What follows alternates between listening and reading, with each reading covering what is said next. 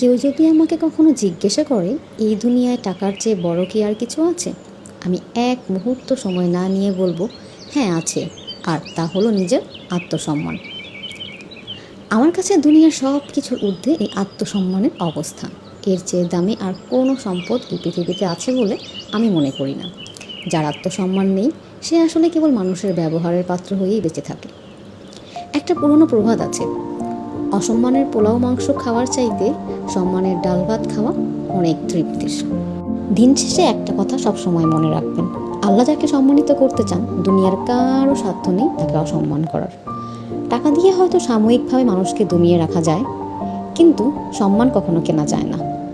যে মানুষটা সত্যিই সম্মানের যোগ্য, সে ধনী হোক বা গরিব, মানুষ তাকে মন থেকেই সম্মান করবে। আর যে অযোগ্য, সে যত বড় লোকই হোক না কেন, হয়তো লোকে তার সামনে কিছু বলবে না, কিন্তু মনের ভেতরে আসল সম্মানের জায়গাটা সে কখনোই পাবে না। তাই আগে মানুষকে সম্মান দিতে শিখুন, তবেই সম্মান ফিরে পাবেন। আত্মসম্মান নিয়ে বাঁচুন, মাথা উঁচু করে বাঁচুন।